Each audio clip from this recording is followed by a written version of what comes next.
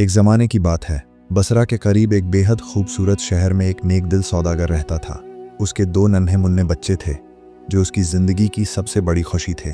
सौदागर की बीवी भी बहुत शरीफ और दीनदार औरत थी। वह अपने शौहर की खिदमत में हमेशा आगे रहती और बच्चों की परवरिश में दिलो जान से लगी रहती। ये घराना मोहब्बत, सुकून और बरकत से भरा हुआ था। उनके घर के माहौल में इत्मीनान और खुलूस बसा हुआ था।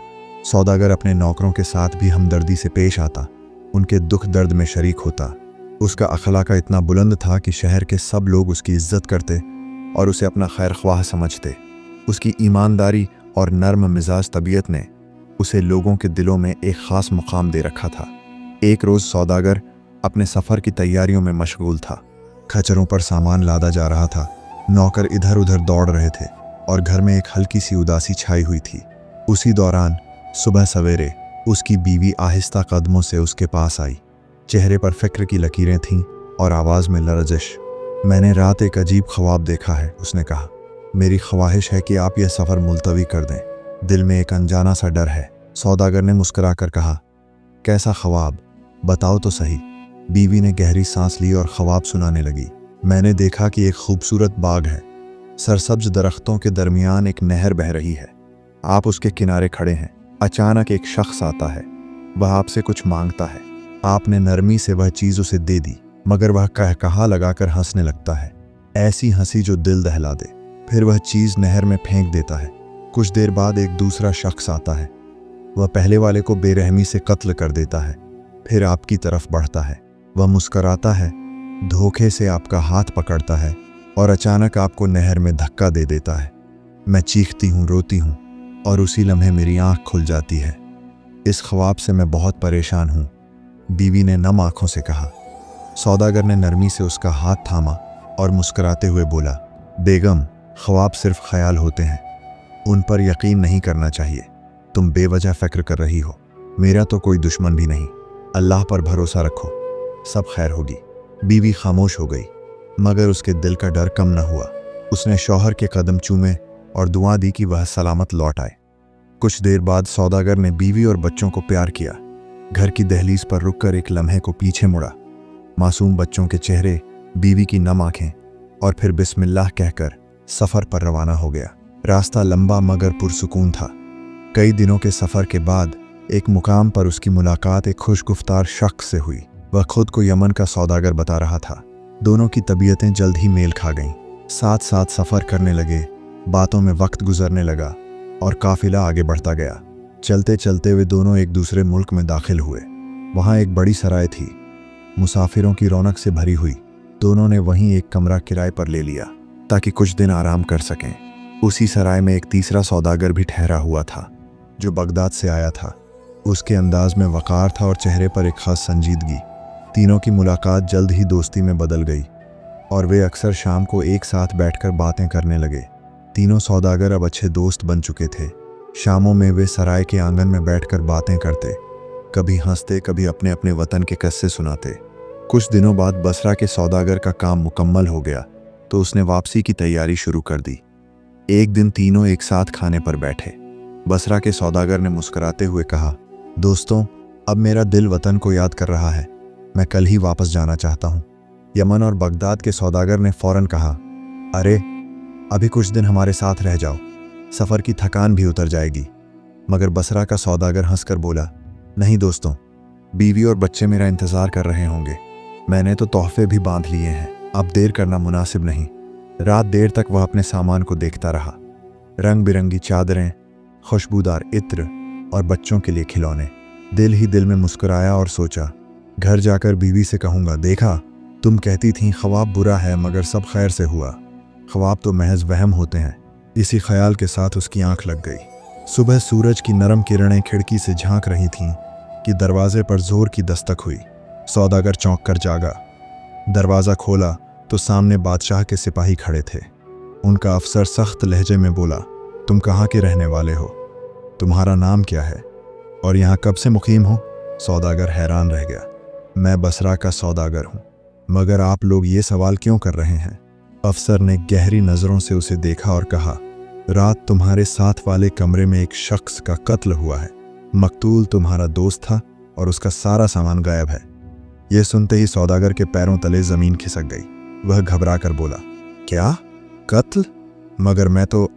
अफसर ने बात काट दी, हम तुम्हारी तलाशी लेना चाहते हैं। सौदागर ने खुद को संभाला, जी जरूर लीजिए, मैं बेगुनाह हूं। सिपाहियों ने कमरे की तलाशी शुरू की। कुछ ही पल बाद अफसर की नजर एक थैले पर पड़ी जो मेज पर रखा था। उसने थैला खोला तो अंदर एक खंजर था जिस पर ताज़ा खून के धब्बे चमक रहे थे। सौदागर का रंग उड़ गया। यह खंजर मेरा नहीं, मुझे इसके बारे में कुछ नहीं मालूम। मगर अफसर ने कोई बात नहीं सुनी। उसकी आवाज़ गूंजी, हथकड़ियाँ डाल दो। सिपाहियों ने आगे बढ़कर सौदागर के हाथ बांध दिए। लोग सराय के आंगन में जमा हो गए। किसी को यकीन नहीं आ रहा था कि नेक दिल बसरा का सौदागर कातिल हो सकता है। मगर तकदीर का फैसला कुछ और था। वह शख्स जो कल तक सबकी इज्जत का सबब था, आज एक कैदी बनकर जेल के अंधेरों में जा पहुंचा। मुकदमा चला, गवाहों ने बयान दिए और आखिरकार अदालत ने फैसला सुना दिया। बसरा के बेगुनाह सौदागर को 25 बरस कैद मशक्कत की सज़ा दे दी गई। ये खबर उस पर आसमान बनकर गिरी। दुनिया की रौनकें मुरझा गईं, दिल में बस अंधेरा रह गया। अब उसे अपनी बीवी का वो ख्वाब याद आने लगा जिसे वह मजाक समझकर टाल गया था। वह रातों को रोता, बच्चों के चेहरों को याद करता और दिल ही दिल में तड़पता रहता। हुकूमत ने उसका सारा सामान जब्त कर लिया। परदेश की ज़मीन पर अब उसका कोई न था, न कोई आवाज़ देने वाला, न कोई दिलासा देने वाला। वह जेल के पत्थरीले फर्श पर बैठा दिन रात एक ही दुआ मांगता, या अल्लाह, तू जानता है मैं बेकसूर हूँ, मेरी रिहाई का कोई जरिया बना दे। वक्त गुजरता गया। सौदागर ने अपनी उदासी को इबादत में बदल दिया। वह दूसरे कैदियों को नेकी, सब्र और सच्चाई का सबक देने लगा। उसने जेल के हाकिम से इजाज़त ली और अनपढ़ कैदियों को पढ़ना लिखना सिखाने लगा। जल्द ही वह सबका अजीज़ बन गया। कैदी उसकी इज्जत करते और हाकिम भी उसकी दियानत और अखलाक से मुतासिर होने लगा। जब कभी दिल बीवी और बच्चों की याद में भर आता, वह खामोशी से कोने में जा बैठता और अल्लाह के सामने आंसू बहाता। उसकी आंखों से गिरने वाले हर कतरे में उम्मीद की एक दुआ छिपी होती। यूं ही कई बरस बीत गए। फिर एक दिन ईद आई। सूरज अभी पूरी तरह नहीं निकला था कि जेल के दरवाजे खुले। पहरेदारों ने ऊंची आवाज में ऐलान किया, आज ईद है, सब कैदियों को आंगन में जमा होने की इजाज़त है। यह ऐलान सुनकर कैदियों के चेहरों पर एक नरमी सी रोशनी फैल गई। लंबे अंधेरों में यह दिन एक नन्हा सा चराग बनकर आया था। सब एक एक करके आंगन में निकले। कुछ धूप में बैठ गए, कुछ पेड़ों की छांव में। चेहरों पर थकान थी, मगर दिलों में ईद की खुशबू घुल गई थी। किसी की आंखों में आंसू थे, किसी के होंठों पर हल्की सी मुस्कान। कोई अपने घर की बातें याद कर रहा था, कोई अपने बच्चों की तस्वीर में खोया था। इसी दौरान कैदियों ने अपनी अपनी दास्तानें सुनानी शुरू की, दुख, तौबा, उम्मीद और ख्वाबों से भरी बातें। फिर जब बसरा के सौदागर की बारी आई, वह खामोश खड़ा रहा। उसकी नज़रें ज़मीन पर थीं और दिल में बरसों का दर्द। कुछ पल बाद उसकी आंखों से आंसू टपकने लगे। एक कैदी ने नरमी से कहा, भाई अपनी कहानी सुना दो, शायद दिल का बोझ हल्का हो जाए। सबकी नज़रें अब उसी पर थीं। सौदागर ने आहिस्ता से सर उठाया, लरजती हुई आवाज़ में बोला, मेरी कहानी दुखों से भरी है, मगर शायद सुनाने से रूह को कुछ सुकून मिल जाए। सौदागर ने धीरे धीरे अपनी कहानी शुरू की। मैं बसरा का रहने वाला हूँ। मेरे पास बेहिसाब माल दौलत थी, कारोबार में कामयाबी थी, मगर जिंदगी की राह में एक दिन ऐसी आंधी आई कि सब कुछ बदल गया। सारी हवा खामोश हो गई। कैदी एक एक करके ध्यान से सुनने लगे। न कोई सरगोशी, न कोई हरकत, बस सौदागर की टूटी हुई आवाज़ आंगन में गूंज रही थी। वह आगे बोला, जब मैं बगदाद के बाजार से निकलकर काफिले के साथ सफ़र कर रहा था तो रास्ते में डाकुओं ने हमला किया। मेरे साथी मारे गए और मैं अकेला रह गया। कुछ लोगों ने मुझ पर इल्ज़ाम लगा दिया और मुझे कत्ल का जिम्मेदार ठहरा दिया। इस तरह बेकसूर होते हुए भी मुझे जेल में डाल दिया गया। यह सुनकर एक कैदी खामोशी से आगे बढ़ा। उसकी आंखों में ऐसी गहरी रोशनी थी कि सौदागर हैरान रह गया।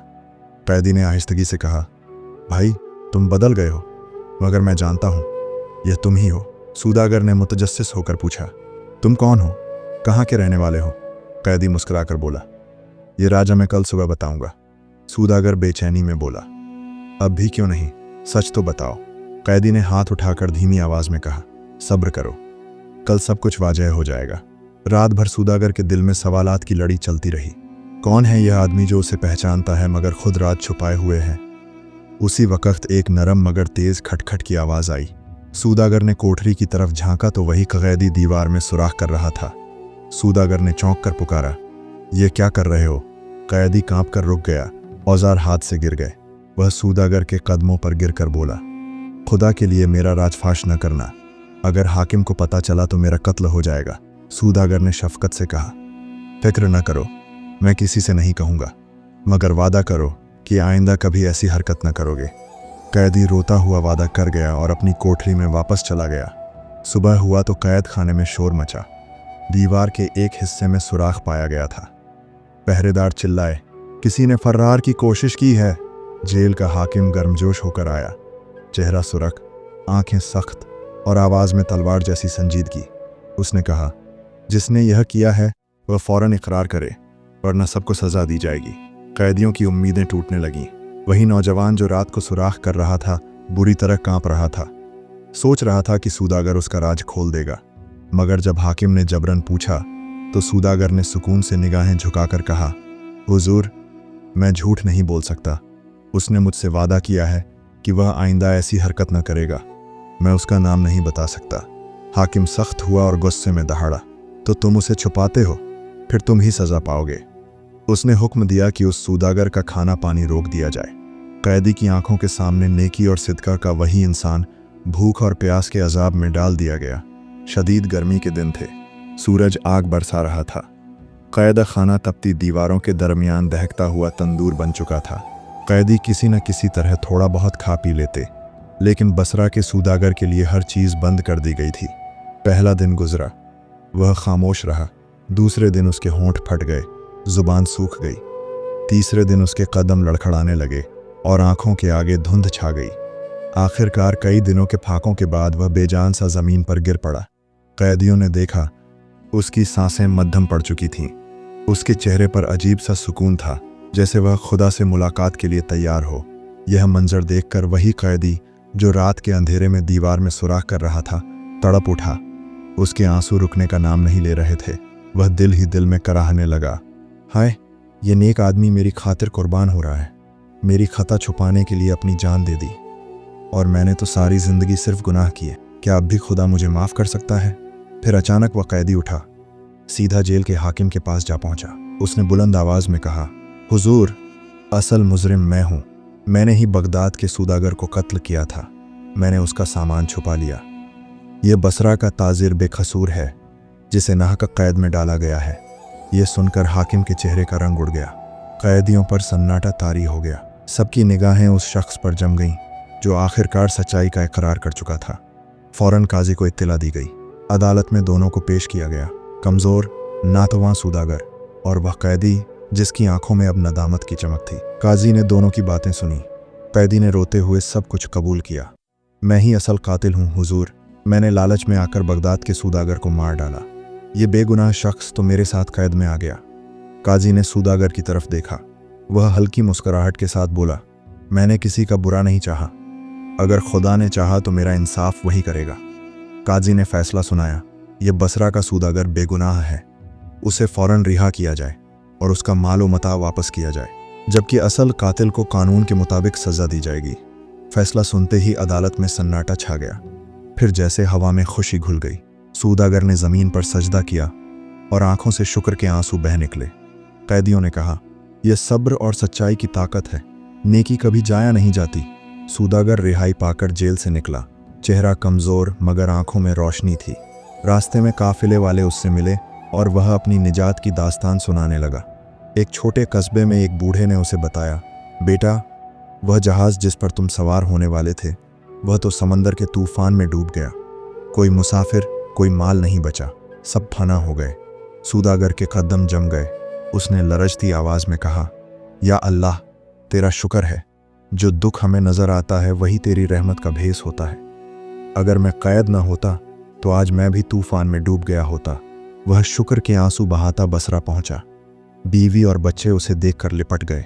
घर के आंगन में सजदा करते हुए उसने कहा, ऐ मेरे रब, तूने कैद से निजात दी, मेरा माल वापस किया और मेरी जान बचा ली। मैं अपनी बाकी जिंदगी तेरी राह में वक़फ़ करता हूँ। इसके बाद सूदागर ने अपनी जिंदगी नेकी और इबादत में गुजार दी। वह यतीमों की मदद करता, मिस्कीनों के घर जाता और हर एक को यही नसीहत देता, सब्र सबसे बड़ी ताकत है। नेकी कभी जाया नहीं जाती और जो खुदा पर भरोसा रखे वह कभी महरूम नहीं रहता। ये कहानी हमें यह सिखाती है कि जो शख्स सच्चाई, सब्र और ईमान पर कायम रहता है, अल्लाह उसके लिए मुसीबतों को भी रहमत में बदल देता है। नेकी की राह कभी आसान नहीं होती, मगर अंजाम हमेशा इज्जत और सुकून होता है। दोस्तों, अगर आपको यह कहानी पसंद आई हो तो वीडियो को लाइक करें, हमारे चैनल सबा कहानी सेंटर को सब्सक्राइब करें और वीडियो को अपने दोस्तों के साथ ज़रूर शेयर करें। शुक्रिया।